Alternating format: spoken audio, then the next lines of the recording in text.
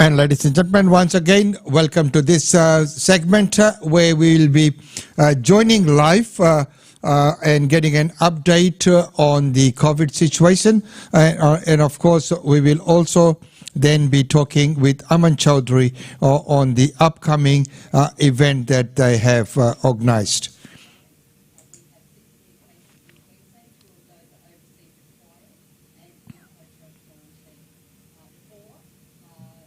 Putting up exposure sites, so we put the exposure sites up in relation to that individual last night, but please keep checking the Queensland COVID website for any new exposure sites as we talk to the two household members and get more details about where they have been over the last few days. That individual has been infectious since the 23rd of September in the community, and then we have an individual who I understand works as a truck driver who has been infected since the 19th of September. I'll get the Chief Health Officer to go through these in more detail. Importantly, what does that mean as far as restrictions?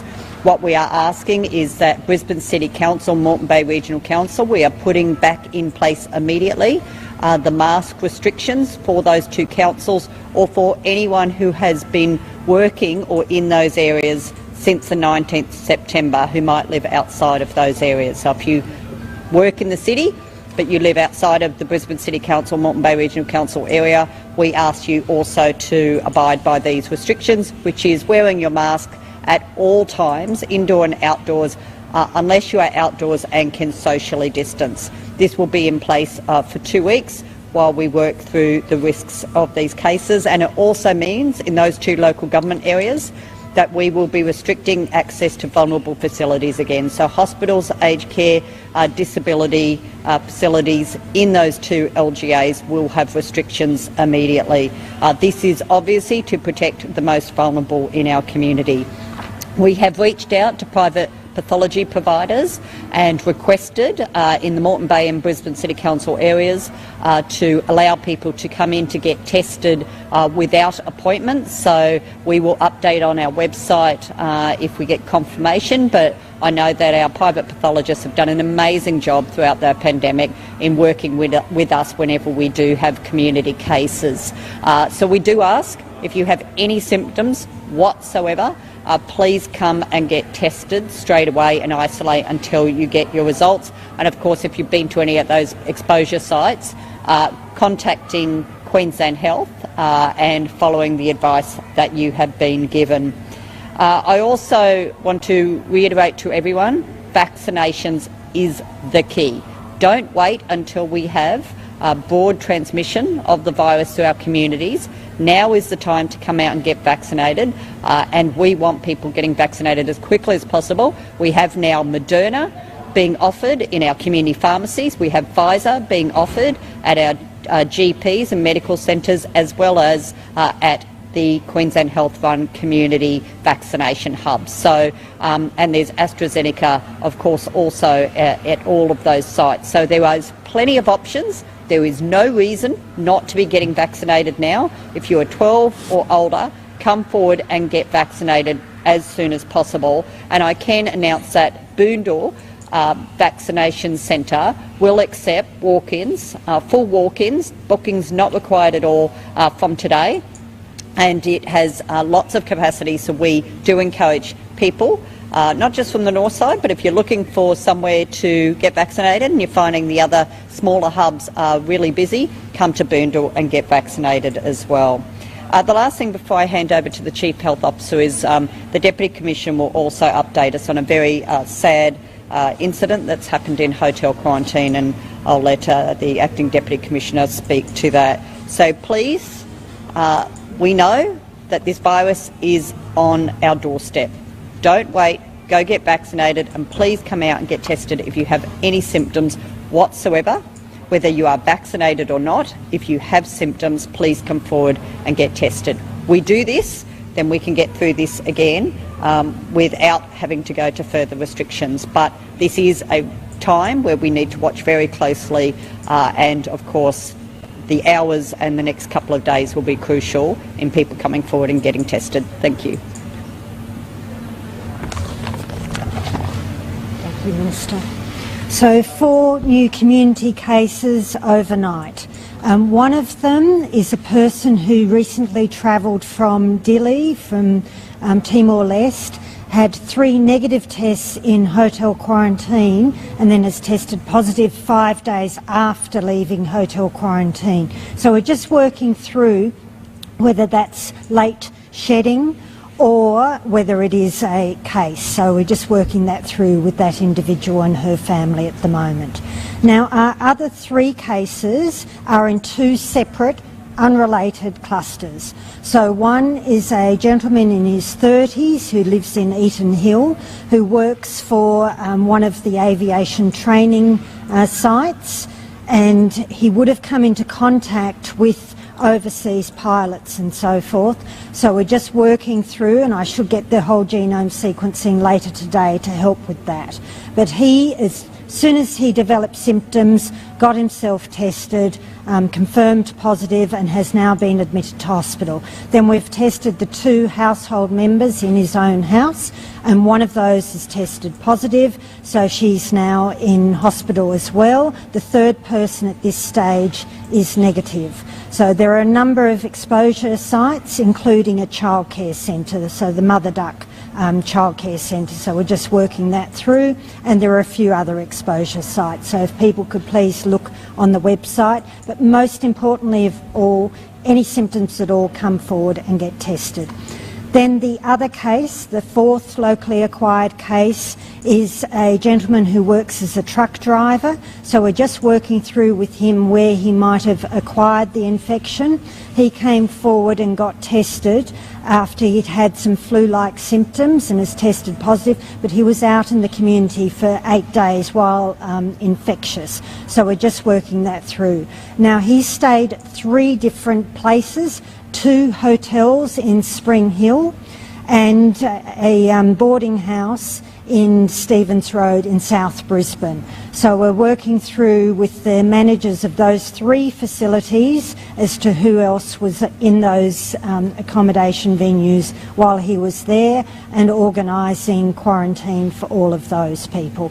And we're continuing to work with him as to what other sites he's been at while infectious, but there's been a number that we've already been made aware of. That's why it's absolutely critical, please, anyone particularly in Brisbane or that Moreton Bay region, particularly that western part of Brisbane, any symptoms at all, please just come forward and get tested. That's absolutely critical. And then the other thing I need everyone to do is immediately, if you haven't got vaccinated yet, today is the day to come out and get vaccinated. We know that it takes a while to get full immunity, but even with the very first dose you get some immunity, second dose more, and then 2 weeks after that second dose you get your maximum immunity from the vaccine. So it's really, really important. We don't know where our next case is going to come from. It could come at any time, so don't wait for an outbreak. Come forward wherever you are in the state of Queensland and get vaccinated if you're 12 years of age or older. It's absolutely critical. I can't overemphasise how critical it is to just get vaccinated, and thank you to those many, many, we're well over 1.9 million Queenslanders who've had 2 doses of the vaccine. So that's fantastic. We just need all Queenslanders 12 years and over to come forward and get vaccinated. And we've got so many sites.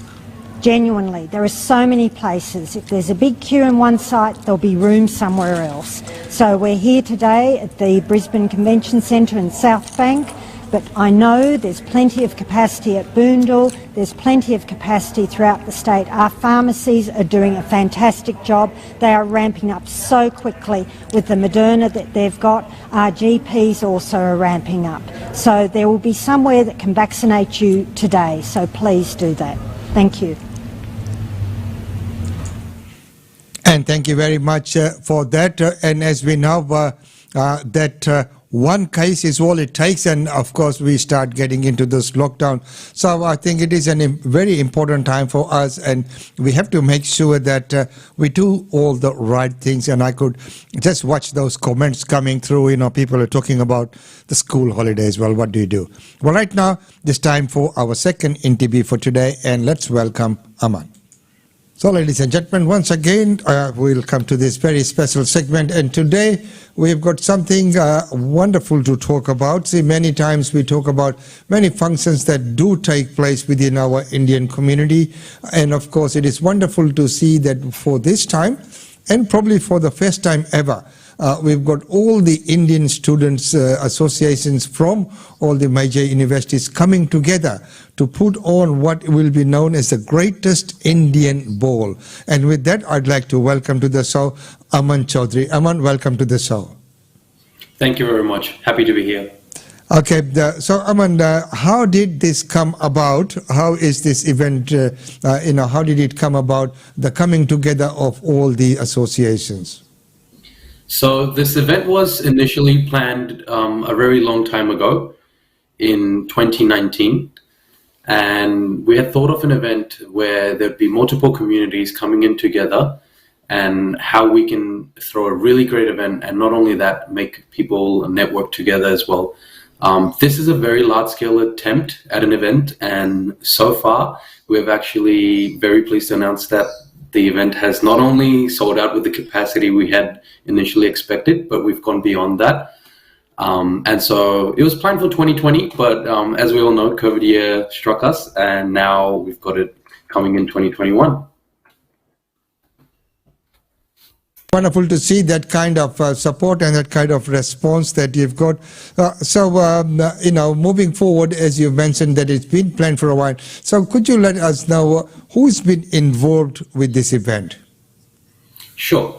So initially this event was, like I said, planned in 2019. At the time, I was one of the president of the QT's Indian Society, which is known as CSIQ, Cultural Society of India, Queensland. At that time, I had got in contact with UQ University as well as Griffith University. But upon the year 2020, as things changed, I moved out of my committee, and I got the 4 presidents of those 4 university clubs to come together in talks of throwing this event. And I'm very happy that all the presidents were on board, and so were their teams. So, all the students are very, very excited, and our committee members themselves actually total up close to 40 committee members out of these 4 clubs. So there's a lot of people that are involved with this event, whether they're the event management team, whether they're the social media team, the fundraising team, treasurers, secretaries. There's all types of positions, and they just want to have a blast with this event. And not only that, it's been a long time coming as well. So once again, congratulations on bringing everyone together. As we know, we as Indians are very good at doing things, but many times we don't do things in a collective manner. And to me, that is one of your greatest achievements, is getting all the presidents together of the Indian associations and getting together. I'm quite aware of UQISQ because I do a small role there as well, and CSIQ from way back when Chintan Mehta was there at a way back time, and we did lots of things with them. So I know the organization. So congratulations and well done. And look, if we can do this, bring everyone together, we can demonstrate our unity and our strength. So that is a great thing that's happening. Well, okay, let's get back to the event. So when is the event taking place and where? So initially, the event, we were looking at quite a few venues. We really wanted a venue that would suit the night as well, and also be capable of hosting such large audiences. We came to the venue known as the Greek Club. We have booked out one of the biggest rooms over there, and we are also going to decorate it up to the standard that it holds class to the event. And it's taking place this Friday, so it's not too far away. The party starts, or the ball starts at 6 p.m. all the way up until midnight. that's the location, that's the time, and there's a lot of excitement. So I hope to see you there as well. And looking forward to that, we're quite proud to be supporting, especially because if students run. We're talking about student run. So, how were you able to host such a large ball and as a student run committee? So with our community, it's mainly community-based. We are trying to spread some South Asian culture, namely Indian culture, and we're very thankful to the communities and local businesses that have supported us in hosting this event. I would like to really thank Aussie's Migration Group as well as Spencer College. They have been a pleasure to work with, and as well as Brisbane Indian Times and Australian Indian Radio. Without your support, really, this event wouldn't have been possible. With your support, we could make this happen, and with the support of all our committee members as well that are putting in the time and effort to reach out to you guys and work together in creating something the community will love. And once again, ladies and gentlemen, the Greek Club, 29 Edmundston Street, and we know that it's quite a great venue. So the big ballroom upstairs, which is beautiful, and I think quite suited to the event as well. So Friday, 1st of October from 6 p.m. till 11:30 p.m. So Aman, just in moving forward, what are your future plans, or you've got any events planned? Mm-hmm. So usually with these clubs, they host a range of other events as well. We are in talks of some future events. We want to make them a bit different to this one and make it more cultural as well. So there hasn't really been a whole event just for students, and students love to mingle together and network together in their own universities as well. But when you get a bunch of students from different universities coming together, it really makes them network in a different way, where after they have graduated, they still know each other, and the community starts forming together on that basis. And as you know, when we come together, we're much stronger, and so that is our goal in mind. We're trying to do cultural events from now on as well, and that's our future plans. So we'll keep you up to date. And thank you very much for that. And, really proud of you people, getting together and doing this. For me, for one, I've always worked towards a united front. And you have demonstrated that, as a group, everyone coming together. So, ladies and gentlemen, the once upon a time in Mumbai, one of the greatest Indian ball happening right here in Brisbane, and all my congratulations to everyone who's involved, and especially Aman, the representative and the host of the event. Thank you so much for being on the show, and thank you so much for doing what you're doing. Thank you very much. My pleasure. Thank you for your support.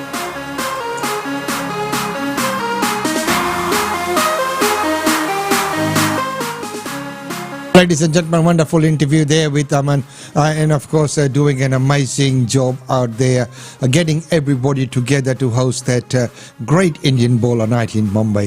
It will be a great night to all of you who are coming there. Looking forward to seeing you all there. So ladies and gentlemen, today we have had quite a few segments of the shows because there's been so much that's been happening out there, and those two breaking news releases of the cases that have been discovered in Queensland as well.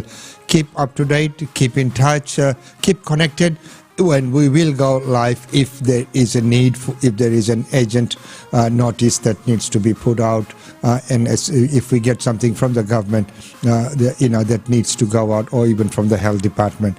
So until the next time, it's goodbye from me. Be well, stay good, stay safe.